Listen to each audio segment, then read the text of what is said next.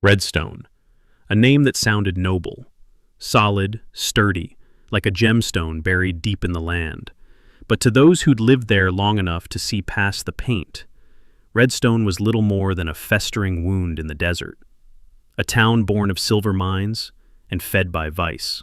Law, as it was understood elsewhere, did not exist here. Not in spirit, not in practice. In Redstone, law was a tool, and like all tools it belonged to those who could afford it.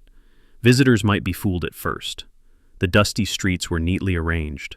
The town had a sheriff's office, a church with a polished bell, and a schoolhouse that echoed with laughter during daylight.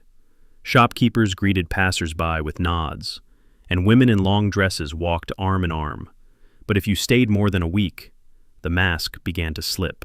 You'd notice how disputes were settled, not in court, but in alleyways or behind closed doors. How the sheriff's loyalty could be bought with whiskey or sold for land deeds. How girls disappeared after sunset and no one asked why. Redstone didn't run on justice. It ran on fear and silver. At the heart of its decay was Sheriff Amos Merrick, a man with steel eyes and a voice like gravel. Merrick wore his badge like a crown and enforced the rules of men who never set foot on the street. Men like Judge Cartwright, who owned half the town and most of its secrets. Men like Reynolds, the banker, who held deeds like chains. Together, they'd turned Redstone into a fiefdom wrapped in the illusion of civility. And every spring, that illusion cracked wide open. The bride's auction, they called it. Publicly, it was described as a charitable arrangement meant to provide orphan girls with shelter and safety. But everyone knew better. It was a cattle auction in all but name. Young women, some no more than 16, were paraded across a wooden stage in white gowns, powdered and silent, while rich men and ranchers shouted bids. For their future, the papers wrote. But in Redstone, a girl's future could be bought for the price of a new horse. This year, the centerpiece of the auction was Evelyn Marrow. At 19, Evelyn was a vision. Dark hair, violet eyes, and a defiance that hadn't yet been crushed. They called her the Sapphire of Redstone, and men spoke her name like a prayer. She had once lived a quiet life with her parents on the eastern ridge, until a fire tore through their farm 2 years ago. The flames claimed everything: her mother, her father, their crops, their home. The official story blamed Apache raiders, but there were no tracks, no arrows, no evidence, just ash. Just silence. Evelyn had been taken in by the church after that, though not out of charity. Father Mallory was a man who kept 2 ledgers, one for prayers and one for favors. And the men who funded the church also funded the auction. For 2 years, Evelyn had lived in the shadow of that day. She'd tried to run once, had made it as far as Whispering Creek before they found her. Since then, she had been watched, guarded, and, this week, locked in the chapel's cellar. Outside, posters covered the town's boards and bar doors. Spring charity auction, featuring Evelyn Marrow. Her name printed like an invitation to sin. Men placed bets. Women shook their heads and said nothing. A few cried behind closed curtains, but no one stopped it, until the dust brought him back. Calder Royce had not stepped foot in Redstone for 7 years. Once a soldier, once a rancher, once a husband and father, he was now a ghost on horseback. His face was sun-worn and hard. His hair had gone gray at the temples. The desert had taken his youth and given him silence. He had ridden into Redstone, not for revenge, not even for hope, but for medicine. A festering wound on his thigh had turned, and he needed quinine and gauze if he was going to survive another week. He passed through the outskirts of town quietly, his old roan horse limping beneath him. The general store hadn't changed, nor had the saloon, nor had the fear behind the eyes of the people who watched him ride past. But what did change, what stopped him cold, was the flyer. Nailed to the post outside the blacksmith shop, printed in bold letters, "Bride's auction this Sunday," featuring Evelyn Marrow. He stared at it for a long time. The name burned hotter than the sun. Evelyn. She had been 10 when he last saw her, his daughter May's closest friend. They had braided each other's hair under the willow tree behind his house, sang songs, laughed like nothing could ever touch them. And now the girl he remembered was being sold, just like his daughter had almost been. That night, Calder Royce did not sleep. He sat beneath the stars, listening to the wind through brittle grass. He remembered the fire that had taken his wife and child, how Sheriff Merrick had declared it an accident, how no one came to help. help, how he had buried their bones with bare hands while the town drank and forgot, and how Evelyn Marrow had survived. At dawn, Calder opened his saddlebag and took inventory: an old pistol with 6 bullets, a pouch of silver coins, a letter he never sent, and a Bible that hadn't been opened in years. He stared down at the pistol for a long moment before sliding it into his belt. Then he turned his horse toward Redstone's heart. He didn't know what he would say. He didn't know what he could do. But he knew he would not let her face that crowd alone. Not again. Not while he still breathed. Calder Royce rode into Redstone just before noon. The sun beat down with such fury that even the flies struggled to stay airborne. He guided his horse slowly down Main Street, the wooden buildings warping under the heat and memory. It was quiet for a Sunday, too quiet. Not the quiet of peace, but the breathless pause before a storm. Eyes followed him, behind lace curtains, through cracked saloon doors, beneath wide-brimmed hats. They recognized the way he sat his saddle, the scar under his left eye, the way he looked straight ahead, like nothing could shake him, like he'd already walked through fire and seen what waited on the other side.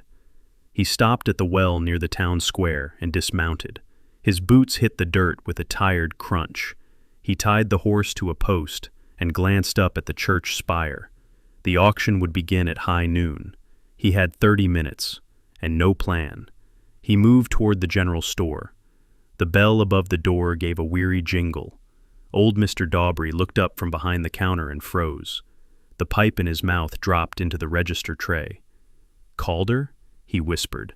"I need bandages, quinine, and water," Calder said, placing a silver coin on the counter.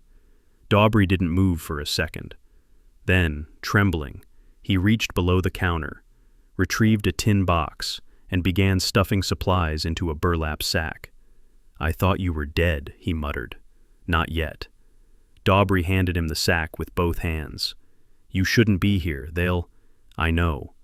Calder took the bag and walked out before the man could finish. Outside, a crowd was gathering near the church. Folding chairs scraped along the ground. Men in vests and bolo ties took their seats. Some wore dusters. A few brought rifles, resting them across their knees. The air buzzed with something foul: anticipation, entitlement. Calder stood at the edge of the square. From here he could see the raised platform. A white sheet had been draped across the back, as if it were a wedding. There was even a piano. Then the door to the church opened. 2 men in clerical suits escorted Evelyn onto the stage. She was dressed in white lace, her wrists bound with ribbon, her hair curled unnaturally around her shoulders. Her eyes scanned the crowd, expression blank. But Calder saw it, the way her jaw twitched, the way her knees locked. She wasn't afraid. She was preparing to survive. A man in a pinstriped suit stepped up onto the platform. Judge Cartwright. He raised his arms. "Gentlemen of Redstone," he said, "we are gathered today to witness a sacred tradition, one meant to preserve dignity, security, and order for our community. Evelyn Marrow, daughter of this town, now comes of age and enters into a union that shall be protected and honored by the highest bid." There were chuckles. Calder didn't move. He stood behind the crowd, hands loose, heart steady. This was worse than he'd imagined. The girl he once knew, reduced to a price tag, and the men who watched her, greedy, lecherous, powerful, believed they had every right. Cartwright cleared his throat. "We'll begin the bidding at $200. A merchant raised his hand. "200. $250, called a rancher with silver spurs. $300. $350. The numbers jumped, shouted by drunkards, ranchers, even a man from the bank. Calder watched Evelyn close her eyes, just for a second, like she was floating away. $500. That voice silenced the square. The speaker stepped forward. It was Sheriff Merrick. His badge gleamed. His hand rested casually on his pistol. "I bid $500, he repeated, "in gold." Cartwright grinned. "Ah, and a generous offer from Sheriff Merrick himself. Do we have any other offers?" No one spoke. Who would outbid the law? Cartwright waited 3 beats. Going once, Calder stepped forward. $600. The crowd turned. Merrick's face froze. Calder walked calmly toward the stage. $600 in coin. Today. "Who the hell are you?" Merrick asked, hand tightening on his belt. Cartwright squinted. "Is that Royce?" "Name's not important," Calder said. "The girl is. I outbid you." Merrick chuckled coldly. "You ain't even got a home. What are you going to do with her?" Calder met his eyes. "Keep her free." A pause. A sharp, collective intake of breath. Cartwright stepped forward, voice low. "This ain't how we do things." "No," Calder said. "That's exactly how you do things. You sell girls. You burn farms. You silence people. I'm just finally bidding for something that matters." Merrick drew his revolver halfway. Calder didn't flinch. But Evelyn moved. For the first time since stepping on stage, she turned to face him fully. And behind the weariness, the makeup, the lace, he saw recognition. "Calder?" she whispered. He nodded once. "You don't have to marry anyone, Evelyn. Not today." "Sheriff," Cartwright said sharply, "remove this man." But a voice interrupted. "Let her choose." It came from Father Mallory. He had stepped out of the church, pale and trembling. "Let her speak." Cartwright turned. "You forget your place, Father." But the crowd was watching now, curious, unsure. Evelyn stepped forward. Her voice, though dry, rang out clear. "I choose Calder Royce." Gasps, murmurs, outrage. Cartwright stammered. You can't." Merrick grabbed her arm, and Calder drew his gun. Not fast, not reckless, just smooth and final. It was pointed at Merrick's head. "Let her go." Merrick's eyes narrowed. "You gonna kill me over a girl? I'm gonna kill you for what you did to mine." A pause. Then slowly Merrick released Evelyn's arm. She stepped off the platform, dress dragging in the dust, and walked to Calder's side. No music.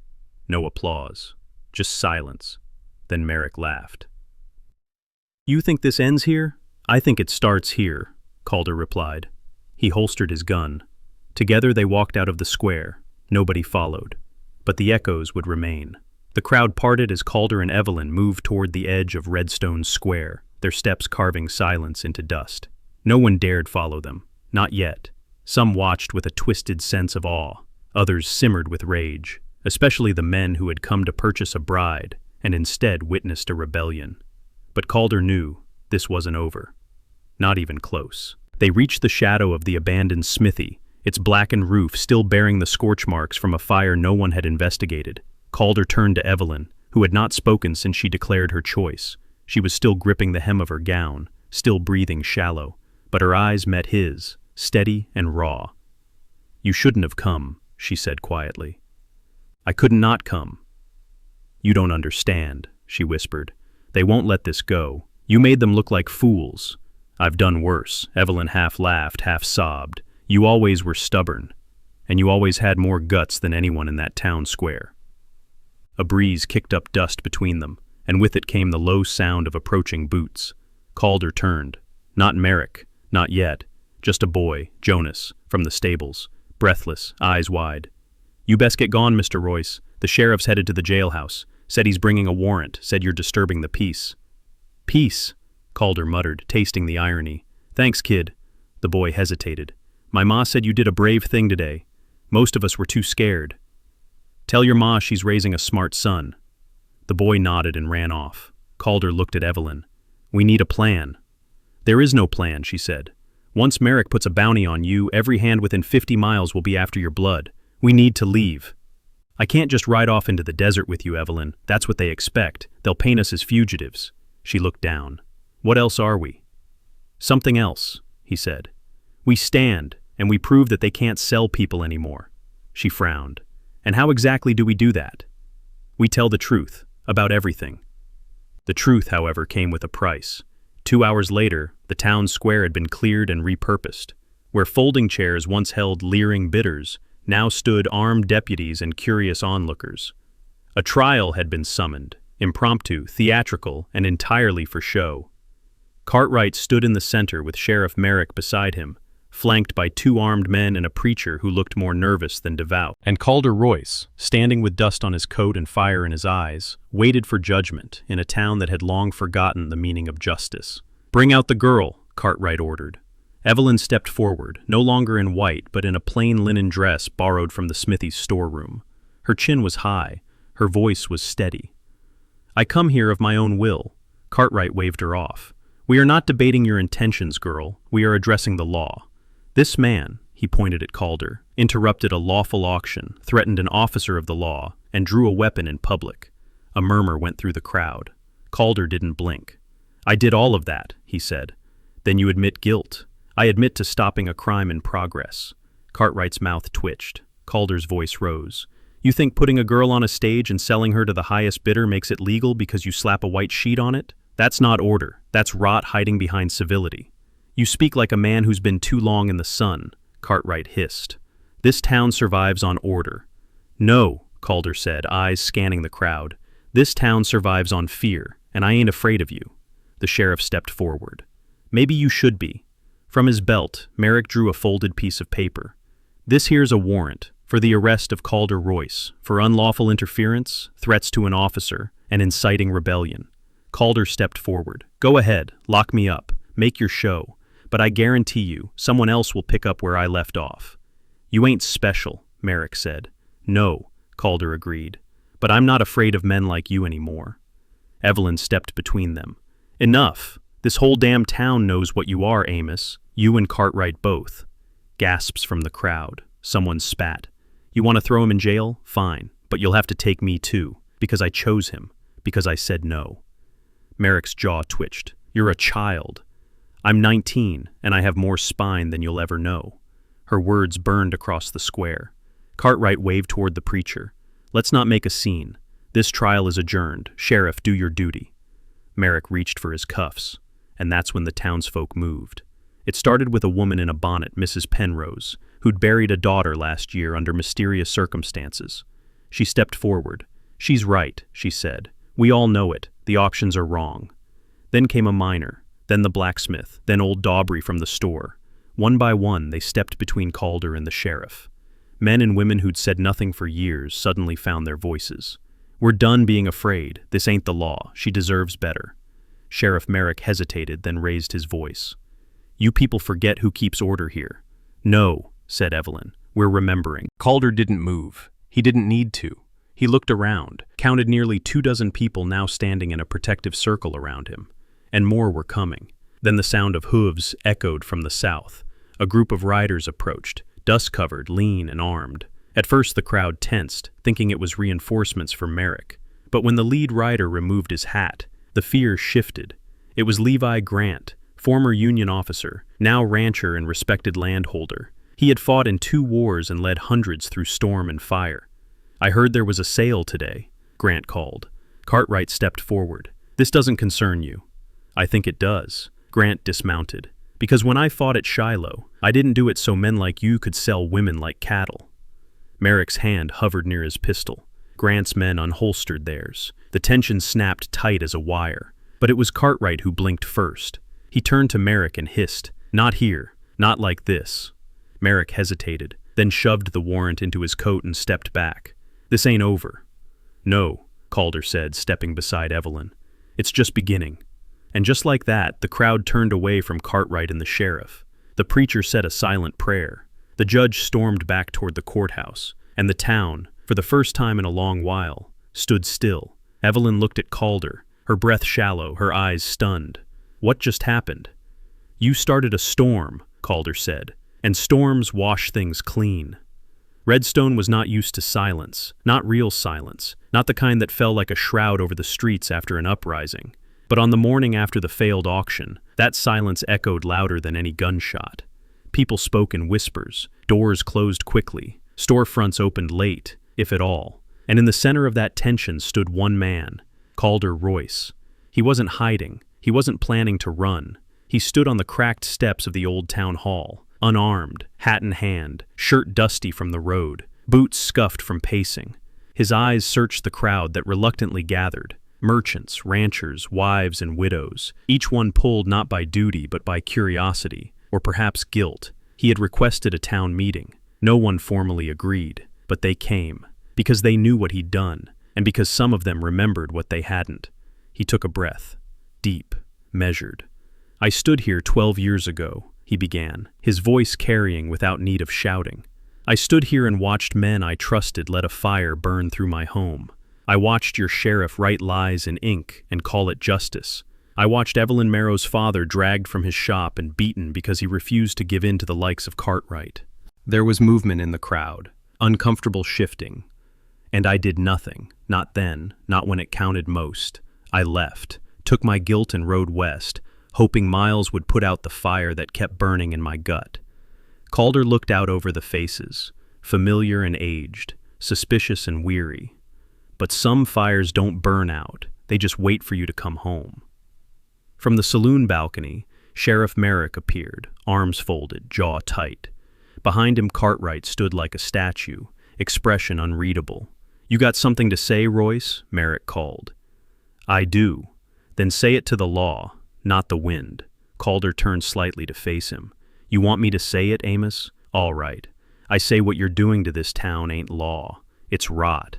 It's control dressed up as order. It's a damn noose made of paper and fear." Gasps stirred the crowd. Some stepped back, others moved closer. You hold power with bribes and threats and promises of safety that don't mean a damn when it comes time to stand for what's right. You sell off girls like cattle. You silence good men and bury the truth under ledgers and locked doors. Merrick stepped forward, voice rising. "That's enough." "Not yet," Calder said, calm and defiant. "You framed me, called me dangerous, disrupted your little parade. But I wasn't the first. Evelyn wasn't the first. And we won't be the last unless someone stands and says, 'No more.'" Cartwright leaned over the railing. "You're a drifter with no standing here." "I was born here," Calder snapped. "I bled for this place. I lost everything for this town while you fattened your pockets." A low murmur began in the crowd. One man near the front, Tobias Gray, former blacksmith, nodded slowly. "That's true," Tobias said, voice gravelly. "I remember. His family's house burned in '74. Whole thing started 'cause his old man wouldn't sell to Cartwright's men. That was the crack. It started slow, like ice melting in spring. Others began to speak. Quiet truths, names of women who vanished after auction season, sons who were jailed without cause, ledgers altered, witnesses bribed, secrets too long buried rising with every passing second. Merrick's face tightened. "You all gone mad?" "No," Calder said. "They're waking up." A woman stepped forward. Evelyn's aunt, Clara Marrow, long silent, eyes hard as iron. "My niece was going to be sold off to a man twice her age. You call that civilized?" "She volunteered," Cartwright shouted. "She signed the registry." "She signed nothing," Clara roared. "That form was forged, and you know it." The murmur grew louder now, a wave pushing against the wall that men like Cartwright and Merrick had built for over a decade. "We've all played blind," said another voice. Calvin Reed's, the town's banker. "We made peace with small sins to avoid bigger ones, but they got bigger anyway." Calder looked to them all. "This town has a choice. You can keep pretending that safety comes from silence, or you can rise up and take back the truth. It's messy, it's dangerous, but it's yours." Merrick shouted. "This man is inciting rebellion. Deputies arrest him." But no one moved. The deputies, some of them just young farmhands looking for steady pay, lowered their rifles. One even stepped away, removing his badge. "No more," he said. "I didn't sign up for this." Cartwright's face turned red. "You coward. You'll hang for this." "Only if you're still in charge," the deputy said. Merrick descended the stairs from the saloon, hand resting on his holster. His boots hit the dirt with the authority of a man used to fear. He stepped straight into the crowd toward Calder, gun half drawn. "You think one speech makes you a hero?" "No," Calder said, unmoved. "But it makes me free." Merrick raised the pistol. The crowd held its breath. But before he could aim, something cracked in the silence. A shotgun, racked. Evelyn stood behind him, holding her father's old hunting weapon, hands steady. "Drop it," she said. Merrick turned. "You won't shoot," he sneered. "I don't need to," she replied. "But I will." It was enough. Merrick hesitated. Cartwright barked something from the saloon, but it was lost in the murmurs, the shifting, the collective exhale of a town ready to stop lying. Merrick looked around. He saw no allies, no protection, just faces watching. He dropped the gun. It hit the dirt with a dull thud. Behind him, Cartwright stormed down the stairs, but he didn't reach the ground before a group of ranchers, men once paid off with silence, stepped in front of him. "You can't do this," Cartwright screamed. "This is treason." "No," Calder said. "This is justice catching up." Someone, Tobias maybe, tossed a pair of shackles to Calder, who caught them and walked toward Merrick. "You want to keep pretending?" Calder asked. "Or are you done playing sheriff?" Merrick didn't answer. He just bowed his head and let Calder bind his wrists. By sundown, Redstone felt like a different town. Merrick and Cartwright were locked in the very jail they once controlled. A committee of citizens, hastily assembled but burning with purpose, took over the courthouse. Papers were opened, records examined, testimonies gathered. Evelyn sat beside Clara on the steps, shotgun still resting across her knees. Calder stood near the water trough, washing dirt from his hands, unsure if he felt relieved or exhausted, or both. "I didn't think it'd work," Evelyn said quietly. "Neither did I," Calder admitted. "But sometimes standing alone is all it takes to make others remember they still have legs." She smiled faintly. "So, what now?" He looked at her. "Now, the hard part," he said. "Now we rebuild." The sun hung low over Redstone, staining the sky in shades of copper and crimson, as if the heavens themselves weren't sure whether to burn or bleed. It had been 2 days since the uprising, 2 long, weary days since Calder Royce had stood alone and turned the tide of silence. Merrick and Cartwright now sat behind the same iron bars they once used to keep men like Calder out. But the victory was far from complete, because power rarely dies quietly. In the town square, a crowd had gathered again, not with fists or fear this time, but with questions. Citizens debated in tense huddles, argued over laws, stared down old friends who'd profited too long from complicity. In place of the sheriff, a rotating group of townsfolk had taken turns maintaining order. But cracks were forming. Some worried about lawlessness, others feared reprisal from Cartwright's allies in nearby counties, and a few whispered that Calder had become too powerful too quickly. At the center of it all stood Evelyn Marrow. "I don't trust him," said Nathan Rusk, a merchant with a quick temper. "Calder's no better than the men he overthrew. He takes charge, makes speeches, and suddenly we're supposed to let him decide what's right." "He didn't take charge," Evelyn said sharply. "He stepped up when no one else would." Nathan's voice rose. "That's what tyrants always say. I did it for the people. Next thing you know, he's wearing a badge and writing his own laws." Evelyn's jaw tightened. "Then maybe we should all be asking why none of you stood with him when it mattered." The argument drew murmurs, then silence. Evelyn looked toward the jailhouse, where Calder stood inside the cell block, facing the 2 men who'd once held Redstone in their grip. Cartwright sat with his back straight, hands folded as if he were at a business meeting. Merrick paced like a caged wolf. "You think you've won," Cartwright said calmly. "No," Calder replied. "I think we've delayed the reckoning." Cartwright's lip curled. "What do you want, Royce? A trial? A parade?" "Accountability." "For what?" Cartwright asked. "Keeping this town from falling apart? You call that a crime?" "I call auctioning off girls a crime. Framing men, stealing land, silencing families. All crimes." Merrick stepped forward.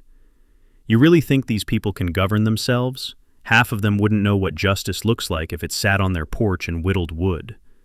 Calder stared him down. "That's where you're wrong. They always knew. They just stopped believing they had a right to it." Behind him, Clara Marrow entered, holding a worn envelope. "Found this in Cartwright's office. Letters, payments, proof he was bribing judges across the state, including the circuit judge heading our way." Calder took the papers and felt a cold certainty settle in his bones. Cartwright wasn't just corrupt, he had insurance. "The judge will clear them," Clara said flatly, "no matter what the town says." Outside, the tension grew. Word of the judge's arrival had reached the crowd, and now the people faced a choice: trust a system that had failed them for years, or take justice into their own hands. Back at the Marrow home, Evelyn paced the porch as Calder arrived. He looked older than he had a few days ago, lines deeper, eyes heavier. "They're scared," she said. "You can feel it." "So am I," Calder admitted. Cartwright knew what he was doing. Even in defeat, he built a way out. Evelyn folded her arms. So what? We just hand them over when the judge arrives and let them walk free? I don't know. You're the one they look to. Calder sat on the porch steps, rubbing the bridge of his nose. I didn't come here to lead, he muttered. But you are, she said, even if you don't want it. That night, the town gathered again under torchlight in the old barn near the church. Calder stood before them, the judge's wagon expected by dawn. He laid the papers on a table for all to see, proof of corruption, payments to courts, immunity bought with gold. I can't stop what's coming, Calder said, but we can decide what kind of people we are when it arrives. Someone shouted, hang them now. Another yelled, burn the jail, burn it all. Voices rose, wild and splintered. Calder raised his hand. We're not Cartwright's town anymore. We don't do things his way.